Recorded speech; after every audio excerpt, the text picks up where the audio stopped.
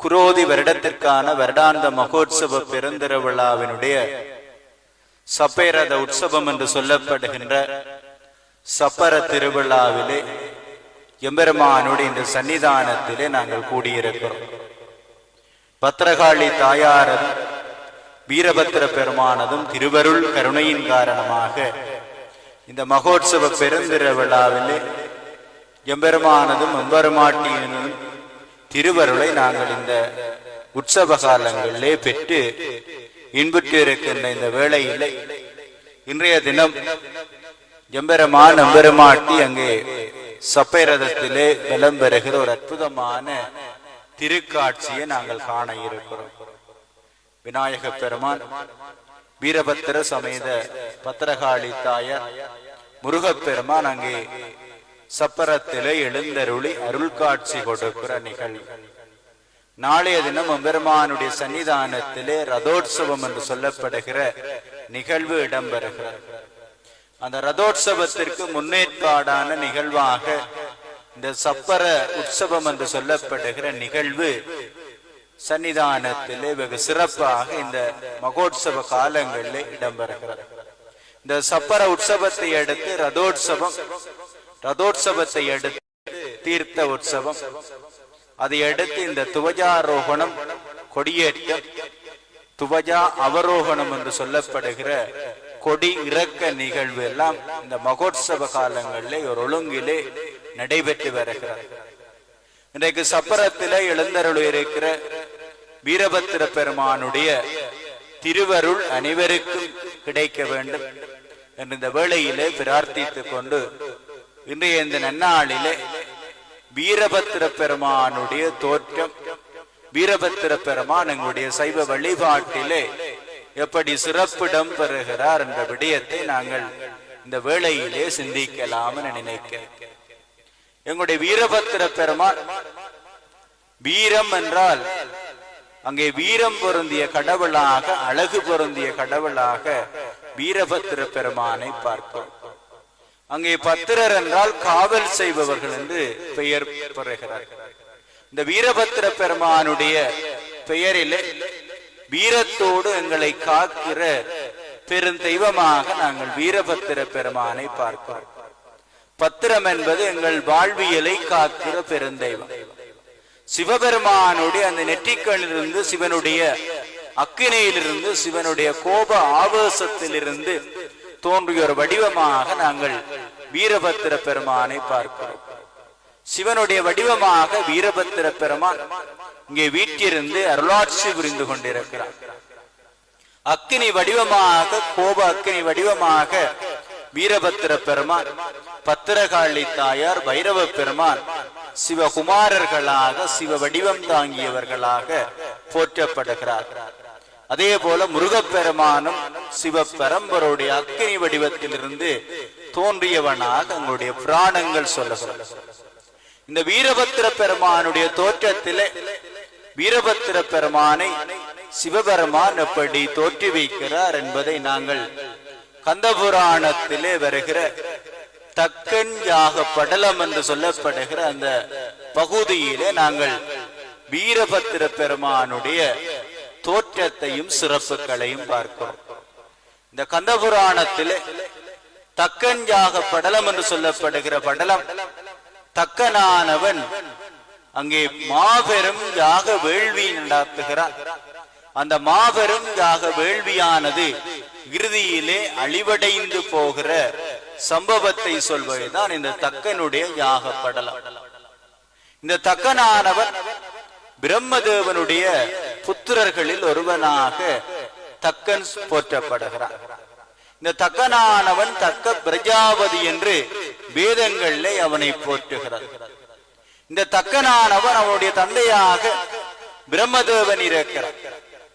தக்கன் தன்னுடைய தந்தையினுடைய ஆலோசனைப்படி இந்த வழிபாடுகளை எல்லாம், இறை செயற்பாடுகளை எல்லாம் செய்து வருகிறார்.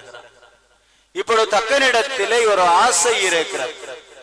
சிவபெருமானை விட நான் பெரியவனாக வேண்டும், சிவனுக்கு சமனாக இருக்க வேண்டும்.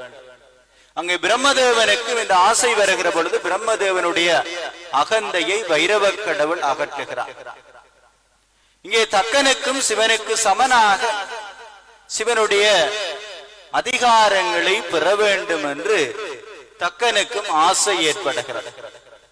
தக்கன் என்ன செய்கிறான்? தந்தையினுடைய ஆலோசனைப்படி சிவபெருமானை நினைத்து தவம் செய்கிறான்.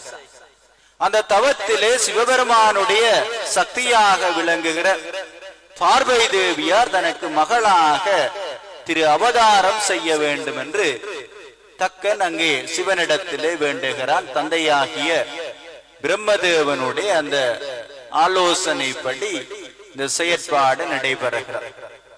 அங்கே தக்கனும் சிவபெருமானை நினைத்து கடுந்தவம் புரிகிறான். அந்த தவத்தினுடைய பயனாக அங்கே அன்னை சக்தியானவள் பார்வதி தேவியானவள் அங்கே தக்கனுடைய மகளாக வடிவம் கொண்டு தக்கனுடைய அந்த திருக்கரத்திலே குழந்தையாக சேருகிறார். இப்படி தக்கனானவன் சிவபெருமானை நினைத்து கடந்தவம் புரிகிறான். சிவனுடைய அருளினாலே அன்னை சக்தியானவள் மகளாக தனக்கு கிடைக்க வேண்டும் என்பது தக்கனுடைய வழிபாடாக இருக்கிறது. அந்த வழிபாட்டினுடைய பயனாக தக்க மகாராஜனுக்கு அன்னை சக்தியானவள் அங்கே குழந்தை உருவம் கொண்டு தக்கனிடத்திலே குழந்தையாக வளர்கிறார். இப்பொழுது தக்கனுடைய அந்த தவத்தினுடைய வலிமையினாலே அன்னை சக்தியானவள் இப்பொழுது மகளாக கிடைக்க பெற்றிருக்கிறார். தக்க பிரஜாபதி அந்த மகளை எடுத்து அதற்கு தாட்சாயினி என்று நாமம் கொடுத்து அந்த சக்தியானவளை வழிபாடு செய்கிறார். அன்னையுடைய நாமங்கள்ல தாட்சாயினி என்று சொல்லப்படுகிற நாமம் ஒன்றாக இருக்கிறது. அன்னை சக்தியானவள் பார்வதி தேவியானவள் பராசக்தியானவள் சிவனுடைய அம்சமாக அங்கே கைலையிலே வீட்டிருக்கிற அன்னை சக்தி அங்கே தக்கனுடைய மகளாக திரு வடிவம் கொண்டு அங்கே தாட்சாயினி என்ற நாமத்தோடு வளர்ந்து வருகிறார். இப்பொழுது தந்தையினுடைய ஆலோசனை, தந்தையினுடைய வேண்டுதல் படி தக்க மகாராஜனுக்கு அன்னை சக்தியானவள் இப்பொழுது குழந்தையாக கிடைத்து விட்டார். இப்பொழுது தக்கன் மகிழ்ச்சியாக இருக்கிறான். அந்த குழந்தையை வளர்த்து வருகிறார். அந்த தாட்சாயினும் அங்கே அன்னை சக்தியானவள் தாட்சாயினி என்ற வடிவம் கொண்டு தக்கனிடத்திலே வளர்ந்து வருகிறாள். ஒரு மானிட குழந்தை வடிவத்திலே தக்கனிடத்திலே தாட்சாயினியானவள் அன்னை சக்தியானவள் வளர்ந்து வருகிறார். இப்படி வளர்ந்து வருகிற பொழுது தாயாகிய தாட்சாயினி சக்தியானவள் மீண்டும் சிவனை நினைத்து சிவனோடு இணைவதற்காக அங்கே சிவனை நினைத்து அவள் தவம் இயற்றுகிறாள். சிவ வழிபாடு செய்து கொண்டிருக்கிறார். எங்களுடைய சைவ வழிபாட்டில இந்த சிவசக்தி அம்சம் என்பது முக்கியமாக இருக்கிறது. சிவன் தனியே சக்தி தனியே இணைந்து பிரிந்து இருப்பது அல்ல சைவ வாழ்வி. சிவனுடைய வடிவம் சிவ வடிவத்திற்குள்ளே சக்தி இருக்கிறது. சக்தி என்றால் அந்த இயக்குகிற ஆற்றலை நாங்கள் சக்தி என்று சொல்லுகிறோம். இந்த பிரபஞ்சம் இயங்கிக் கொண்டிருக்கிறது என்றால் அந்த இயக்கத்திற்கு ஒரு ஆற்றல் இருக்க வேண்டும். அந்த ஆற்றலை தான் நான் சக்தி என்று வழிபாடு செய்கிறேன். அந்த சக்திக்கு நாங்கள் பெண்ணுருவம் கொடுத்து வழிபாடு செய்கிற வழிபாடுதான் சைவ வழிபாடாக சொல்லப்படுகிறது. நாங்கள் இறை கடவுளர்களை எல்லாம் சக்திகளோடு இணைத்து வழிபாடு செய்கிறோம். அங்கே சிவசக்தி வடிவமாக இருக்கிறது. அங்கே முருகப்பெருமானுக்கு 2 சக்திகள், விநாயக பெருமானுக்கும் அங்கே புராணங்கள்ல சித்தி புத்தி என்று சொல்லப்படுகிற 2 சக்திகளை சொல்லுகிறார். ஆனால் ஆலயங்களிலே விநாயக பெருமான் தனி மூர்த்தமாக அமர்ந்திருந்து அருளாட்சி புரிந்து கொண்டிருக்கிறார். அந்த சக்தி என்பது இறைவனுடைய ஆற்றலை குறைக்கிறது. அந்த இயங்குகிற ஆற்றலை நாங்கள் சக்தி என்று சொல்லுகிறோம். அங்கே வைரவ பெருமானுக்கும் சாமுண்டிகா தேவி அன்னையை சக்தியாக புராணங்கள் சொல்லுகிறது. இந்த சக்தியோடு சிவம் இணைந்திருந்தால் தான் இந்த உலகியல் இயங்கிக் கொண்டிருக்கிறது. இந்த உலக ஆற்றல் இயங்கிக் கொண்டிருக்கிறது. அந்த சக்தியும் சிவமும் இணைந்த வடிவமாக வழிபாடு செய்வதுதான் எங்களுடைய சைவ வாழ்வியல். நாங்கள் இறைவர்களை நாங்கள் எங்களுடைய மானிட கோலத்திலே இறைவன் வடிவம் தாங்கி வழிபாடு செய்தாலும் நாங்கள் அவர்களை இறை அம்சமாக பார்க்கிறோம், சிவசக்தி வடிவமாக பார்க்கிறோம். இப்பொழுது அன்னை சக்தியானவள் அந்த தக்கனுடைய யாகத்தின் காரணமாக தவத்தின் காரணமாக அங்கே தக்கனிடத்திலே சிவனுடைய அருளினாலே மகளாக தோன்றி வளர்ந்து வருகிறார். மீண்டும் சிவனோடு இணைவதற்காக அவள் கடும் தவம் செய்கிறாள். அந்த தவத்தினுடைய பயனாக சிவபெருமானோடு இணைந்து கொள்ளுகிறாள். அப்படி இணைந்து கொள்ளுகிற பொழுது சிவபெருமானை அந்த தாட்சாயினி திருமணம் செய்து கொடுக்கிற அந்த நிலை வருகிறது. எங்களுடைய வாழ்வியல நான் இறை வழிபாடுகள்ல இந்த திருக்கல்யாணம் என்று சொல்லப்படுகிற நிகழ்வுகளை நடாத்துகிறோம். இறைவனுக்கு அந்த சக்தியோடு திருமணம் நடாத்தி வைக்கிற நிலை, அது நாங்கள் ஆலயங்களிலே மணவாள கோல உற்சவம் என்று வழிபாடு செய்வோம். இந்த வாழ்வியல்லே வாழுகிற நாங்கள், இந்த உலகத்திலே வாழுகிற நாங்கள், எங்களுடைய இல்லற வாழ்வியல்லே நாங்கள் வாழ்வதற்குரிய வரத்தை பெறுவதற்காக அந்த உலகிய நிலையிலே இல்லற நிலையிலே இறைவனை வழிபாடு செய்வதுதான் இந்த திருக்கல்யாணம் என்று சொல்லப்படும். பெரும்பாலும் முருகனுடைய சன்னிதானங்கள்ல இந்த முருகப்பெருமானுக்கு திருக்கல்யாணம் நடைபெறுகிறது. அங்கே சிவபெருமானுடைய சன்னிதானத்திலே சிவசக்திக்குரிய அந்த திருக்கல்யாண நிகழ்வு நடைபெறுகிறது. மணவாள கோல உற்சவம் என்று சொல்லுகிறோம். இறைவனை அங்கே நீராட்டி அபிஷேகங்கள் புரிந்து அந்த இறைவனுக்கும் சக்திக்கும் அங்கே திருமணம் செய்கிற பாவனையிலே நிகழ்த்தி வைக்கிற நிகழ்வு. இந்த உலகியல் வாழ்வியல்லே வாழுகிற நாங்கள் இறை அருளை பெறுவதற்காக, உலகியல் வாழ்விற்காக நாங்கள் இறைவனை இந்த உலகியல் வடிவிலே நாங்கள் வாழுகிற அம்சத்திலே வழிபாடு செய்வோம். அந்த வழிபாடு சிவன் சக்தியாக இணைந்த வழிபாடு. அந்த தக்கனுடைய மகளாகிய தாட்சாயினியை அங்கே சிவபெருமானுக்கு மனம் முடித்து வைக்கிறார்கள். தேவர்களுடைய சாட்சியாக அங்கே திருக்கல்யாண நிகழ்வு நடைபெறுகிறது. இப்பொழுது தக்கனுடைய தவத்தினுடைய நோக்கம் அங்கே அன்னை பார்வதியை தன்னுடைய மகளாக பெற வேண்டும். அந்த அன்னை பார்வதியை மகளாக பெற்றால் அந்த பார்வதி தேவியார் அங்கே சிவபெருமானோடு இணைந்து விடுவார். சிவனுடைய சக்தியாக அங்கே இணைகின்றான். அங்கே திருமணம் நிகழ்த்தி வைக்கிற பொழுது அங்கே சிவபெருமான் இப்பொழுது தக்கனுக்கு மருமகனாக மாறுகிறார். அது பிரம்மனுடைய அந்த ஆலோசனைப்படி தக்கனுடைய இந்த திட்டமாக இருக்கிறது. சிவனை தன்னுடைய மகள் திருமணம் புரிந்து விட்டால் சிவபெருமான் இப்பொழுது உறவு முறையிலே மருமகனாக மாறிவிடுகிறார். எங்களுடைய வாழ்வியல்ல உறவு முறையிலே மாமனார் பெரிதா மருமகன் பெரிதா என்றால் மாமனார் வயதில் மூர்த்தவராக இருப்பார். அவருக்கு அங்கே மரியாதை இருக்கிறது. அந்த இல்லத்திலே அவர் முதல் மரியாதைக்குரியவராக இருக்கிறார். இப்பொழுது தக்கனுடைய மகளாகிய தாட்சாயினியை சிவபெரும்பொருளுக்கு அங்கே திருமணம் முடித்து கொடுக்கிறார். இப்பொழுது தக்கனுக்கு சிவபெரும்பொருள் அங்கே மருமகனாகிறார். தக்கனுக்கு இப்பொழுது கர்வம் கூடுகிறது, ஆணவம் கூடுகிறது. அங்கே சிவபெருமானே தனக்கு மருமகனாக வாய்க்க பெற்றிருக்கிறார். இப்பொழுது சிவனை விட நான் தான் பெரியவனாக இருக்கிறேன். உறவு ரீதியில் பார்க்கிற பொழுது மாமன் பெரிதா மாமனார் பெரிதா என்று பார்க்கிற பொழுது நான் இப்பொழுது மாமனுடைய அந்தஸ்திலே இருக்கிறேன், நான் தான் இப்பொழுது பெரியவன் உயர்ந்தவன் என்று தக்கன் அங்கே கர்வம் கொள்ளுகிறான், ஆணவம் கொள்ளுகிறான்.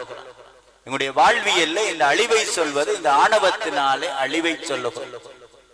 அங்கே கந்தபுராணத்திலே இந்த தக்கனுடைய யாக படலத்திலே அங்கே கந்தபுராணத்தை ஏற்றுகிற கச்சியப்ப சிவாச்சாரி ஒரு தனி பகுதியாக சொல்லுகிறார். அங்கே தக்கனிடத்திலே ஏற்பட்ட ஆணவத்தினாலே அந்த கர்வத்தினாலே தக்கன் அழிவடைந்து போகிற வாழ்வியலை இந்த தக்கையாக படலத்திலே பார்ப்பார். இப்பொழுது சிவபெரும்பொருள் அங்கே தக்கனுக்கு மருமகனாக மாறிவிட்டான். இப்பொழுது நான் தான் பெரியவன் என்று தக்கனிடத்திலே ஒரு கர்வம் கொள்ளுகிறது. இந்த பிரபஞ்சத்தினுடைய சக்தியாக இருப்பவன் சிவபெருமான், அதை இயக்குபவள் அன்னை சக்தி. அந்த இயக்குகிற சக்தி இப்பொழுது எனக்கு மகளாகி இருக்கிறாள், சிவபெருமான் மருமகனாகி இருக்கிறான். இப்பொழுது இருவரும் எனக்கு கீழ்பட்டவர், இருவரும் என்னை விட கீழாக இருக்கிறார்கள், நான் உயர்ந்தவன் என்று தக்கன் அங்கே கர்வம் கொள்ளுகிறான், ஆணவம் கொள்ளுகிறான். அந்த ஆணவத்தினாலே அவனுடைய செயற்பாடு மாறுகிறது. அவன் கைலேங்கிரியே அங்கே வழிபாடு செய்யப்பட்டு செல்லுகிற பொழுது பிரம்மதேவனோடு வழிபாடு செல்லுகிற பொழுது அங்கே சிவபெரும்பொருள் அங்கே தக்கன் வருகிற பொழுது அங்கே எழுந்திராது சிவபெரும்பொருள் அங்கே சக்தியோடு காட்சி கொடுத்து கொண்டிருக்கிறான். இதை பார்த்த தக்கனிடத்திலே கடும் கோபம் ஏற்படுகிறது. தன்னுடைய மகளாகிய தாட்சாயினி இப்பொழுது சிவனுடைய சக்தியாக திருமணம் முடித்து கொடுத்திருக்கிறார். தான் மாமனாக இருப்பவன் அந்த இடத்திற்கு வருகிறேன், சிவபரம்பொருள் எனக்கு எழுந்து மரியாதை செலுத்தவில்லை, என்னை அவமதித்து விட்டார் என்று சிவன் மீது கோபம் கொள்ளுகிறான்.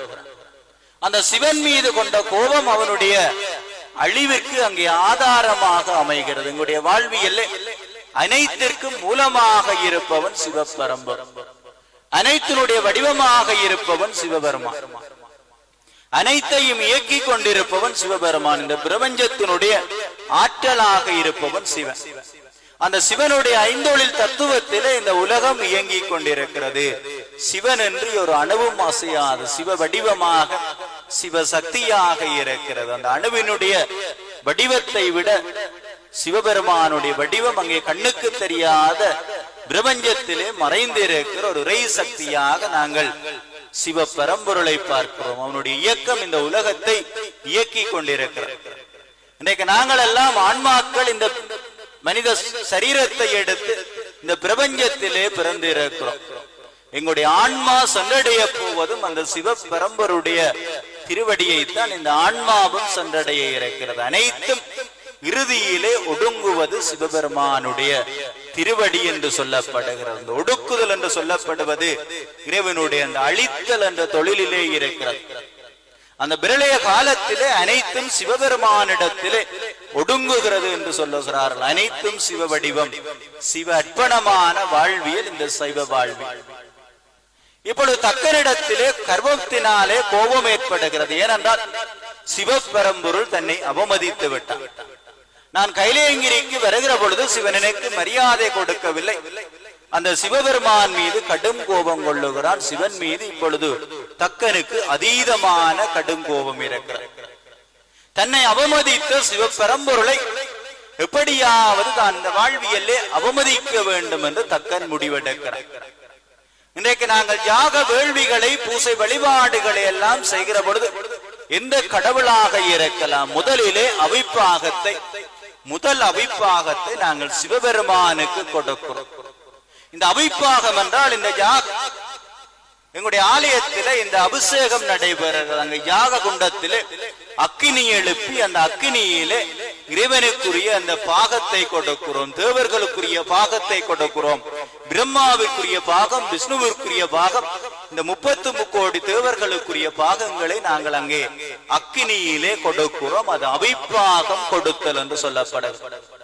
அந்த அவிப்பாகம் கொடுத்தது, அந்த அக்கினியிலே அவிப்பாகம் கொடுப்பதிலே முதல் அவிப்பாகம் சிவபெரும்பொருளுக்கு கொடுக்கப்படுகிறது. எந்த சன்னிதானமாக இருக்கலாம், விநாயக பெருமானோ முருகப்பெருமானோ அன்னை சக்தியினுடைய சன்னிதானமோ எந்த சன்னிதானமாக இருக்கலாம், எந்த வழிபாடாக இருக்கலாம், எந்த யாக வேள்வியிலும் முதல் அவிப்பாகம் சிவனுக்கு கொடுக்கப்படுகிறது. பிறகுதான் அங்கே பிரம்ம விஷ்ணுக்கள் தேவர்களுக்கு அந்த அவிப்பாகம் கொடுக்கப்படுகிறது. அந்த அவிப்பாகம் என்பது அக்கினியிலே இறைவனுக்கு நாங்கள் சமர்ப்பணம் செய்வது. அந்த ஓம குண்டத்திலே அந்த அக்கினியிலே பல்வேறு சமைத்துக்கள், அங்கே பட்ட ஆடைகள், அங்கே தேங்காய் போன்றவற்றை அந்த அக்கினியிலே நாங்கள் சமர்ப்பணம் செய்கிறோம். அந்த உபயத்தை நடாத்துபவர்கள், அது யாக வேள்விகளை செய்பவர்கள் அதை அக்கினியிலே சமர்ப்பணம் செய்கிறார். அந்த அக்கினியிலே கொடுக்கப்படுவது அவிப்பாகம். அந்த அவிப்பாகத்திலே அங்கே நெல் பொறி அரிசியை கொடுக்கிறோம். இந்த நெல்லானது வரத்திருக்கிற பொழுது அது எந்த சந்தர்ப்பத்திலும் முளைக்க மாட்டார். அதே போல எங்களுடைய ஆன்மாவானது இந்த ஆணவம் கண்மம் மாயையிலிருந்து விடுபட்டு அந்த வருத்த நெல் போல பிறவியற்ற நிலையை அடைய வேண்டும் என்பதற்காக நாங்கள் அந்த நெற்பொறியை அவிப்பாகத்திலே சூடுகிறோம். அது எங்களுக்கு பிறவியற்ற நிலையை இறைவன் கொடுக்க வேண்டும் என்ற வழிபாடாக இருக்கிறது. இப்பொழுது தக்கனிடத்திலே கடுமையான கோபம் ஏற்படுகிறது. சிவனை பழிவாங்க, சிவனுக்கு தான் பட்ட அவமானத்தை சிவபெருமான் அவமானப்பட வேண்டும் என்று இந்த தக்கன் யோசிக்கிறார். இப்பொழுது தக்கன் அந்த தக்க பிரஜாபதி அந்த பிரதேசத்தை ஆளுகிற ஒரு பெரு ஆட்சியாளனாக இருக்கிற தக்கன் இப்பொழுது மிகப்பெரிய ஒரு யாக வேள்வியை செய்வதற்காக அங்கே ஆயத்தங்களை செய்கிறான். அன்றைக்கு நாங்கள் கும்பாபிஷேகத்தில் கூட அங்கே அக்கினி குண்டங்கள்ல இந்த யாக வேள்விகள்ல அங்க அக்கினி எரியோம்பல்ல இந்த அவிப்பாகத்தை கொடுத்து வழிபாடு செய்கிறோம். இப்பொழுது தக்கனானவன் மிகப்பெரிய ஒரு யாக வேள்வியை நடாத்துவதற்காக அங்கே ஆயத்தம் செய்கிறான். இதுவரையும் யாரும் நடைபெறாத வகையிலே மிக பிரமாண்டமான யாகம் ஒன்று நடாத்துவதற்காக தக்க பிரஜாபதி அங்கே அனைத்து ஏற்பாடுகளையும் செய்கிறார்.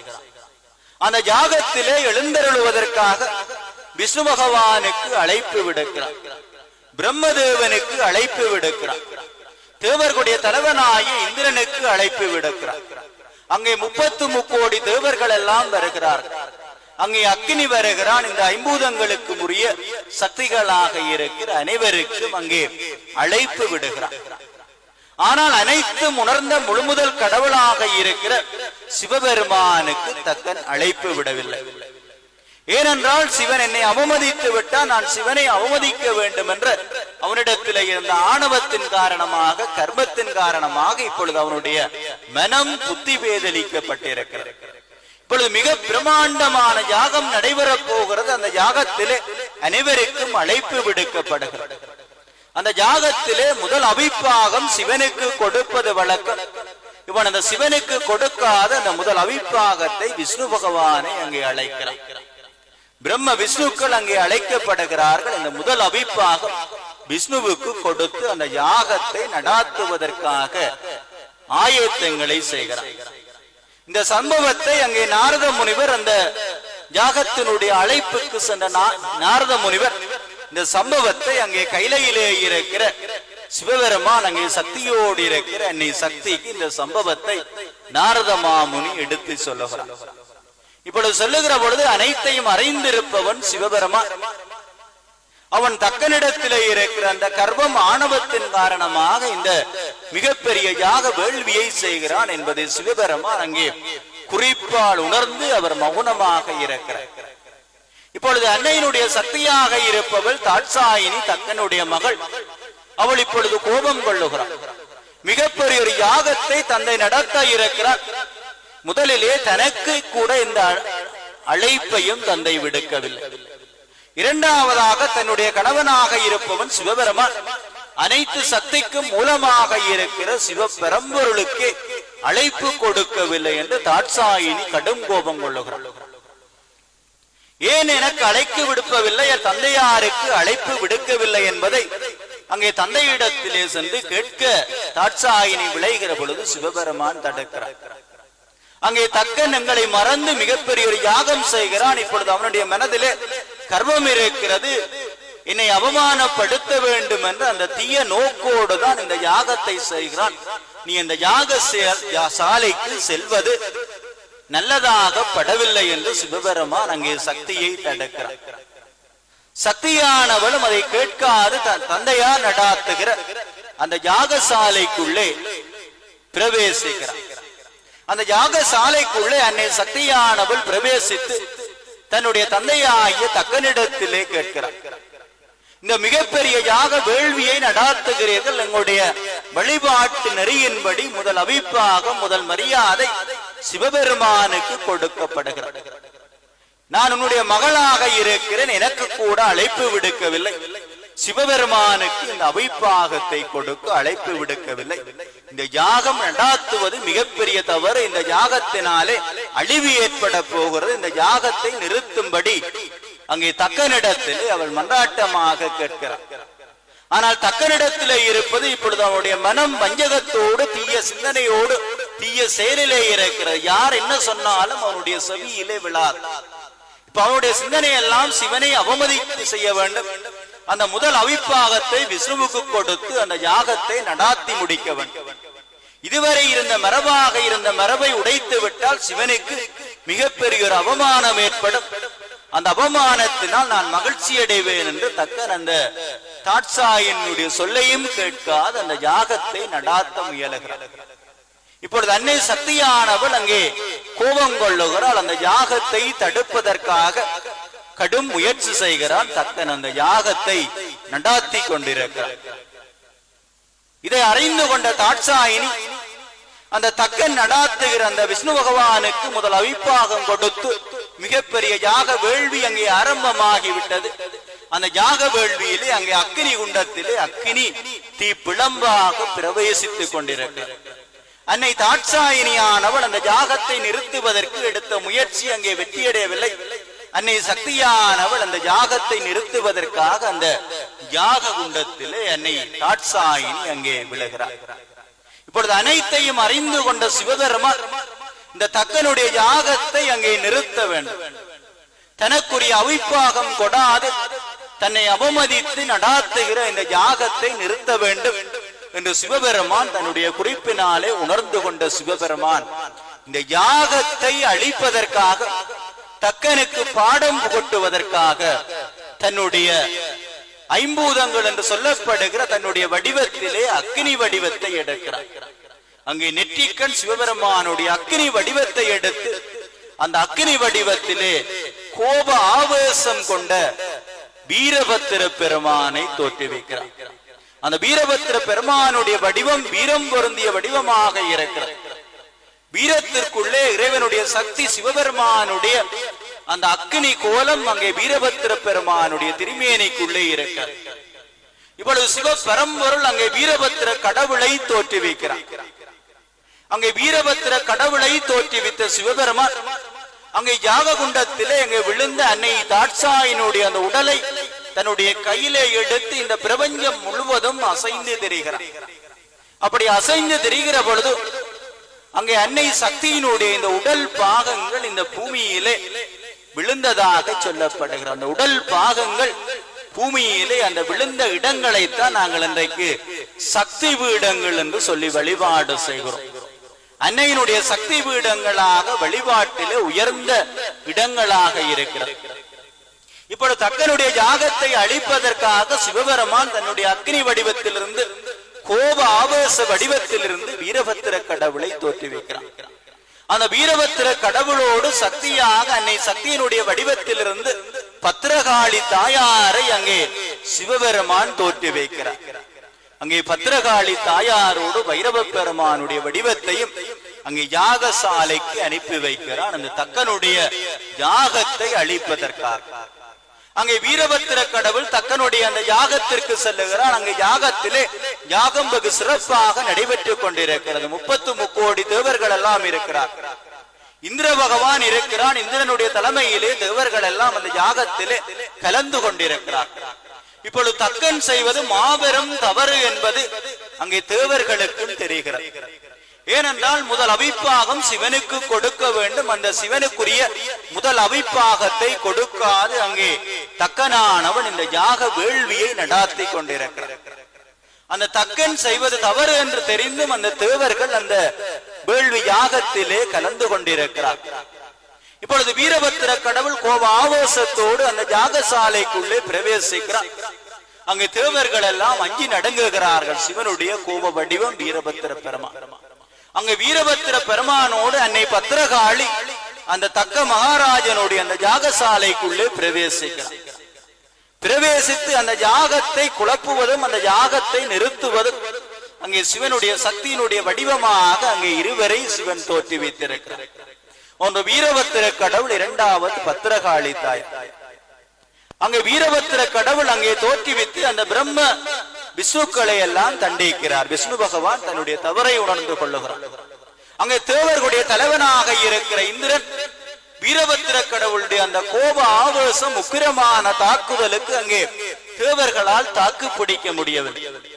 அங்கே தக்கன் பயந்து ஒடுங்குகிறார். இப்பொழுது தேவர்களுடைய தலைவனாகிய இந்திரன் அங்கே குயில் வடிவம் எடுத்து அந்த இடத்திலிருந்து மாறுவேடமாக தப்பிக்க முயற்சி செய்கிற பொழுது வீரபத்திர கடவுள் அவனை தன்னுடைய வாளினாலே துண்டிக்கிறார். அங்கே இந்திர சூரிய பகவான் இருக்கிறான். சூரிய பகவானை வீரபத்திர கடவுள் தாக்குகிறான். அவனுடைய பற்கள் நொறுங்கும்படி அங்கே தாக்குதல் நடாத்தப்படுகிறார். அதே போல சந்திர பகவானை தன்னுடைய கால் பாதங்களிலே போட்டு தேயும்படி அங்கே வீரபத்திர கடவுள் தண்டனை கொடுக்கிறார். அங்கே பிரம்மதேவனுக்கு தண்டனை கொடுக்கிறான். இப்பொழுது யாகசாலை அங்கே கொலை களமாக மாறிக்கொண்டிருக்கிறது. அந்த யாகசாலையிலே கலந்து கொண்டிருந்த அனைவருக்கும் தண்டனை வழங்கப்படுகிறது. இறுதியிலே அந்த சிவனுக்கு அவிப்பாகம் கொடுக்காது யாகத்தை நடாத்திய தக்கனுடைய தலையை கொய்து அந்த அக்னி எரிகுண்டத்திலே வீரபத்திர கடவுள் எறிந்து விடுகிறார். இப்பொழுது தக்கனுடைய உடல் முண்டமாக இருக்கிறது. தலை அந்த அக்னி குண்டத்திலே எரிந்து கொண்டிருக்கிறது. அங்கே சிவனை மறந்து சிவனுக்கு முதல் அவிப்பாகம் கொடுக்காது சிவனை அவமதித்து அந்த நடாத்தப்படுகிற யாகம், அந்த யாகத்தை நிறுத்துவதற்காகவும் அந்த தக்கனுக்கு தக்க பாடம் புகட்டுவதற்காகவும் சிவபெருமானால் உருவாக்கப்பட்ட சக்தி தான் இந்த வீரபத்திர கடவுள் அன்னை பத்திரகாளி தாயா. வீரபத்திர பெருமான் வீரம் பொருந்திய காவல் தெய்வமாக எங்களுடைய வழிபாட்டிலே போற்றப்படுகிறான். இந்தியாவிலே இருக்கிற புராதனமான சிவ ஆலயங்களிலே துணை தெய்வமாக வீரபத்திர பெருமானுக்கு தனி சன்னிதானங்கள் அமைத்திருக்கிறார். இன்றைக்கு பல ஆலயங்களில் வீரபத்திர பெருமான் தனிப்பெரும் கடவுளாக போற்றப்பட்டு வழிபாடு செய்து கொள்ளப்படுகிறார். அந்த சிவனை மறந்து சிவனுக்கு முதல் அவிப்பாகம் கொடுக்காது நடாத்தப்பட்ட யாகத்திலே தக்கனை தண்டிப்பதற்காக சிவனால் தோற்றுவிக்கப்பட்ட வடிவம் இந்த வீரபத்திர வடிவம். இப்பொழுது தக்கனுடைய யாகத்தை அழிக்கிறான். தக்கனுடைய தலையை கொய்து அந்த அக்கினி குண்டத்திலே அங்கே எரிந்து விடுகிறான். இப்பொழுது திருமால் அங்கே தன்னுடைய தவறை உணர்ந்து கொள்ளுகிறார். திருமால் சிவபெருமானிடத்திலே மன்னிப்பு கேட்கிறார். இந்த தேவர்கள் எல்லாம் அறிந்தும் அறியாமலும் இந்த யாகசாலையிலே கலந்து கொண்டிருக்கிறார். பிரம்மதேவனுடைய புத்திரனாகிய இந்த தக்கன் தன்னிடத்திலே ஏற்பட்ட கர்ப்பத்தினாலே இந்த யாகத்திலே உங்களுக்கு முதல் அவிப்பாகம் கொடுக்காது இந்த வழிபாடுகளை எல்லாம் செய்திருக்கிறார். இந்த தக்கனை மன்னித்தருள வேண்டும் என்று அங்கே சிவபெரும்பொருளிடத்திலே வேண்டுதல் முன்வைக்கிறார். அங்கே சிவபெரும்பொருள் அந்த வேண்டுதலை ஏற்றுக்கொள்ளுகிறான். இப்பொழுது தக்கனுடைய தலையானது அந்த அக்கினி குண்டத்திலே எரிந்து சாம்பலாகிவிட்டது. இப்பொழுது தக்கனுக்கு உயிர் கொடுப்பதற்காக சிவபெருமான் வீரபத்திர கடவுளுக்கு அங்கே அருளுகிறார். வீரபத்திர கடவுள் அந்த யாகசாலையிலே கட்டப்பட்டிருந்த ஒரு ஆட்டினுடைய தலையை வெட்டி அங்கே தக்கனுக்கு கொடுக்கிறார். அந்த தக்கனுக்கு இப்பொழுது அந்த ஆட்டினுடைய தலை பொருத்தப்படுகிறது. தக்கன் உயிர் பெற்று எழுகிறான். அந்த தக்கன் ஆட்டு தலையோடு அங்கே சிவனாலே மன்னிக்கப்படுகிறார். எங்களுடைய வாழ்வியல் இந்த தக்க யாகப்படலத்திலே கந்தபுராணத்திலே சொல்லப்படுகிற விடயம், எங்களுடைய வாழ்வியலை நாங்கள் தவறு செய்யக்கூடாது. கர்வத்தினாலோ ஆணவத்தினாலோ தவறிழைக்க கூடாது. அப்படி தவறிழைக்கிற பொழுது இறைவனால் தண்டனை கிடைக்கிறது. அந்த தண்டனையினூடாக எங்களுடைய பாவம் போக்கப்படுகிறது. அங்கே தக்கன் சிவனை மறந்து அந்த யாகத்தை செய்கிறான். அந்த யாகத்திலே சிவனுடைய வடிவமாக வீரபத்திர கடவுள் தோற்றம் பெறுகிறார். அப்படி தோற்றம் பெற்று அந்த யாகசாலையை அழிக்கிற பொழுது தக்கன் தன்னுடைய தவறை உணர்கிறான். சிவனிடத்திலே மன்னிப்பு கேட்கிறான். சிவபெருமான் அவனுக்கு இன்னொரு வடிவத்தை கொடுக்கிறான். ஆனால் நம்முடைய வாழ்வியல்ல இந்த தக்கையாக படலம் கந்தபுராணம் சொல்லுகிற மிக முக்கியமான கருத்து, வாழ்வியலே நாங்கள் தவறு செய்யலாம். அந்த தவறை உணர்ந்து இறைவனிடத்திலே மன்னிப்பு கேட்கிற பொழுது இறைவன் எங்களுக்கு ஆட்கொள்ளுகிறான். ஆனால் வாழ்வியல்ல ஒரு காரியம் தவறு என்று தெரிந்து அந்த தவறுக்கு உடந்தையாக இருப்பது மிகப்பெரிய தவறு என்று சொல்லுகிறார். ஒருவர் எங்களுடைய கண்முன்னே மிகப்பெரிய தவறு செய்கிறார் என்றால் அந்த தவறோடு நாங்கள் உடந்தையாக இருக்கக்கூடாது. அவரை திருத்தி நல்வழிப்படுத்த வேண்டியது எங்களுடைய கடமையாக இருக்கிறது. அந்த தவறுக்கு நாங்கள் தொடர்ந்து உடந்தையாக இருப்போமானால் அந்த தவறு செய்வதை விட மிகப்பெரிய கொடிய தண்டனையை நாங்கள் பெறுவோம் என்பது இந்த தக்கனுடைய கதையினூடாக தோற்றத்தினூடாக சொல்லப்படுகிறது. இந்த தக்கன் அங்கே தவறு செய்கிறான். ஆனால் தக்கனுடைய யாகத்திலே கலந்து கொண்ட தேவர்களுக்கு தெரிய வேண்டும். அங்கே எந்த யாகமாக இருக்கலாம், எந்த வேள்வியாக இருக்கலாம், முதல் பாகம் சிவபெரும்பொருளுக்கே கொடுக்கப்படுகிறது. அங்கே யாக வேள்வியிலே அக்கினி குண்டத்திலே அபிப்பாகம் கொடுக்கப்படுகிற பொழுது அங்கே சிவபெருமானுக்குத்தான் முதல் அழைப்பார். அந்த அக்கினி குண்டத்திலே அங்கே கும்ப அபிஷேகம் நடைபெறுகிற பொழுது அந்த அக்னி குண்டத்திற்கு பக்கத்திலே 2 கும்பங்கள் வைத்திருப்பார்கள். சிவன் அம்மன் சக்தியாக அந்த கும்பத்திலே அங்கே சங்கல்பம் செய்து அந்த அபிப்பாகம் சிவனுக்கு கொடுத்துத்தான் அங்கே யாகத்திலே இறுதி அபிப்பாகத்தை நாங்கள் கொடுக்கிறோம். அந்த அபிப்பாகம் கொடுக்கிற பொழுது முதல்ல சிவனை அழைக்கிறோம், ஏனைய தெய்வங்களை அழைத்து அபிப்பாகம் கொடுக்கிறோம். தேவர்களுக்குரிய அபிப்பாகத்தை கொடுத்து அந்த அக்கினி குண்டத்திலே அக்கினியை எரியோம்ப செய்து அந்த அக்கினியினூடான சக்தியினாலே இந்த பிரபஞ்ச சக்தியை அந்த அக்கினியிலே எழுந்தருள செய்து கும்பத்திலே கொடுத்து அந்த கும்ப நீரை இறைவனுடைய விக்கிரகத்திலே ஊற்றுகிறோம். இந்த யாக வேள்விகளிலே நாங்கள் கொடுக்கிற அபிப்பாக வழிபாடு என்பது சிவனுக்குரியதாக இருக்கிறது, சிவ வழிபாடாக இருக்கிறது. கும்ப அபிஷேகமாக இருக்கலாம், இந்த அக்னி குண்ட வழிபாடாக இருக்கலாம். அனைத்திலும் முதல் கொடுக்கப்படுவது சிவனுக்கு. அங்கே மந்திரம் சொல்லுகிற பொழுது சுவாகா என்று சொல்லுகிறார். சுவாகா என்றால் வருக என்று சொல்லப்படுகிறது. பெருமானை அழைக்கிறோம், அங்கே இறைவனை அழைக்கிறோம். இறைவனே வந்து இந்த இடத்திலே எழுந்தருள வேண்டும் என்று இறைவனை நாங்கள் அழைத்து வழிபாடு செய்வோம். அதை வருக வருக வந்து எழுந்தருளுக என்று சொல்லுகிறார். இன்றைக்கு தமிழ் படுத்தி பூசை செய்கிற பொழுது அதற்கு அர்த்தம் கொடுக்கிறார். இறைவனை நாங்கள் அழைக்கிறோம், இறைவனை அழைத்து இந்த நிகழ்வை நடாத்துகிறோம். இதிலே கொடுக்கிற அபிப்பாகத்தை நீ ஏற்றுக்கொள்ள வேண்டும், இந்த பூசை அர்ச்சனையினுடைய வழிபாட்டை நீ ஏற்றுக்கொள்ள வேண்டும் என்று இறைவனை நாங்கள் அழைக்கிற நிகழ்வு. அந்த யாகத்திலே முதல் அபிப்பாகம் சிவனுக்குத்தான் கொடுக்கப்படுவது என்பது தேவர்களுக்கும் தெரியும். ஆனால் தேவர்கள் என்ன செய்கிறார்கள்? தக்கனுக்கு பயந்து தக்கனுடைய அழைப்பை ஏற்று அந்த தக்கன் செய்வது மாபெரும் தவறு என்பதை உணர்ந்தும் அந்த தக்கனுடைய யாகத்திலே அங்கே தேவர்களுடைய தலைவனாகிய 30 முக்கோடி தேவர்களுடைய தலைவனாக இருக்கிற இந்திரன் தலைமையிலே கலந்து கொள்ளுகிறார். எங்களுடைய வாழ்வியலே தவறு செய்வதை விட தவறுக்கு உடந்தையாக இருப்பது மிகப்பெரிய தவறு. அந்த தக்கன் செய்த மா வேள்வி தவறானது என்று தெரிந்தும் அந்த தேவர்கள் அந்த யாக வேள்வியிலே கலந்து கொண்டதன் விளைவாக சிவபெருமானினால் சபிக்கப்படுகிறார்.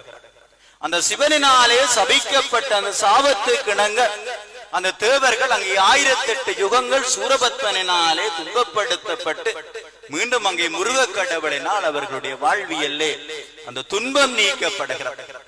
இந்த தக்கனுடைய யாகப்படலத்திலே அங்கே வீரபத்திர கடவுளுடைய தோற்றம், தக்கனுடைய அந்த செயலெல்லாம் எங்களுடைய வாழ்வியல்ல எங்களுக்கான பாடங்களாக இருக்கிறது. இந்த வீரபத்திர கடவுளானவர் அநீதியை அளிக்கிற கடவுள். பத்திரகாளி தாயார் எங்களிடத்திலே இருக்கிற தீய சக்திகளை அளிக்கிற மிக பெரும் தெய்வமாக இருக்கிறார். எங்களுடைய வாழ்வியல்ல இந்த நோய் ஏற்படாது இருக்க வேண்டும், நோய்களை அளிப்பவர், எங்களிடத்திலே இருக்கிற தடைகளை அளிப்பவர், காரிய சித்தி என்று சொல்லுகிறோம். நாங்கள் எடுக்கிற எந்த காரியத்திலும் தடையாக இருந்தால் அந்த காரியம் சித்தியடையாது என்று சொல்லுகிறார். அந்த காரிய தடைகளை அகற்றுகிற சக்தி இந்த வீரபத்திர கடவுள் பத்திரகாளி தாயார் வைரவ பெருமானிடத்திலே இருக்கிறது. ஏனென்றால் சிவனுடைய அந்த கோப வடிவத்திலிருந்து தோற்றம் பெற்றவர்கள் அந்த மூவர். காளிதேவி அங்கே கோப அக்னியாக இருக்கிறார், வீரபத்திர பெருமான் கோப வடிவமாக இருக்கிறார். இந்த தடைகளை அகற்றுகிற மிக பெரும் சக்தி வாய்ந்த தெய்வமாக இந்த தெய்வங்களை பார்க்கிறோம். இந்த காரிய தடை என்று சொல்லுவோம்.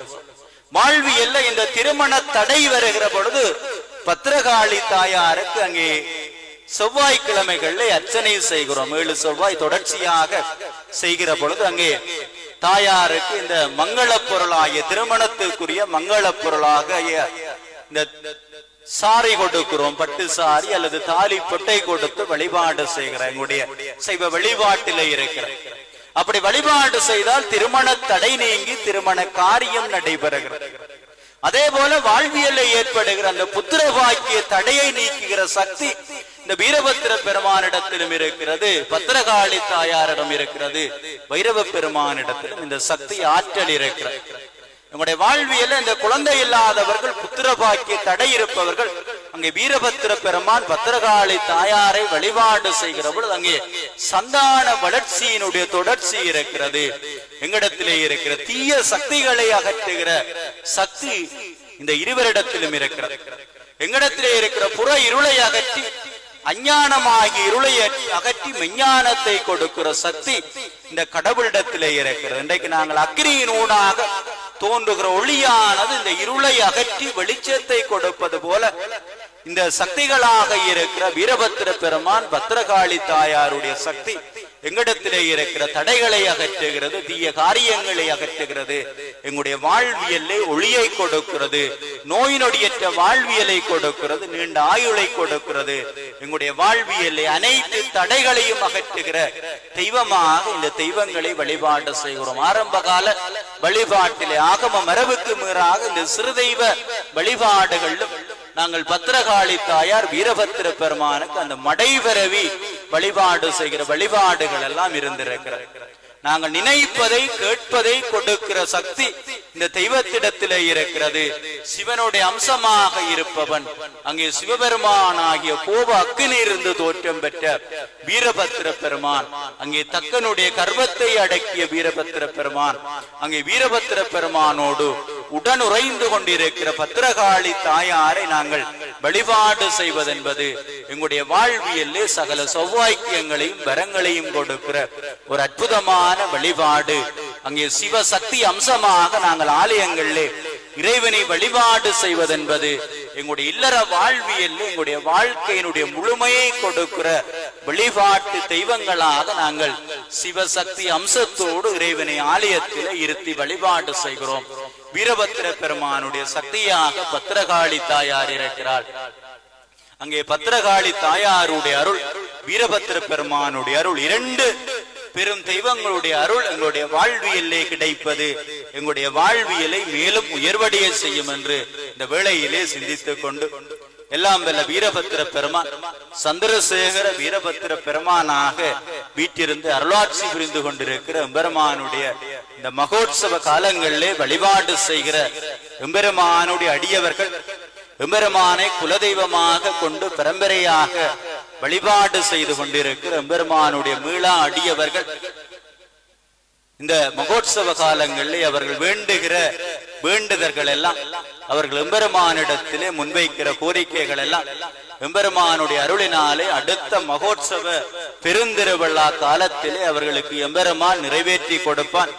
எம்பெருமானுடைய அருளினாலே அவர்கள் சகல சௌவாக்கியங்களையும் பெற்று இந்த மண்ணிலே நல்லவர்களாக உயர்ந்தவர்களாக உயர் சைவ சான்றோர்களாக வாழ்வதற்குரிய அனைத்து வளங்களையும் வீரபத்திர பெருமான் அருளுவான் என்று இந்த வேளையிலே சிந்தித்துக் கொண்டு அனைவருக்கும் வீரபத்திர பெருமானுடையதும் பத்திரகாளி தாயாருடையதும் திருவருள் கிடைக்க வேண்டும்.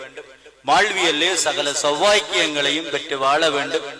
கல்வியிலே உயர்ந்தவர்களாக, கல்வியினூடாக உயர் பதவிகளை பெறுபவர்களாக, செல்வத்திலே உயர்ந்தவர்களாக, நீண்ட சந்தான வளர்ச்சியோடு அன்பான சுற்றத்தோடு என்றும் நோய் நொடியற்றவர்களாக நீண்ட ஆயுளோடு வாழ வீரபத்திர பெருமானுடையதும் பத்திரகாளி தாயாருடையதும் திருவருள் கிடைக்க பிரார்த்தித்து அனைவருக்கும் நன்றி கூறி சந்தர்ப்பத்திற்கு நன்றி கூறி அமைகிறேன். நன்றி.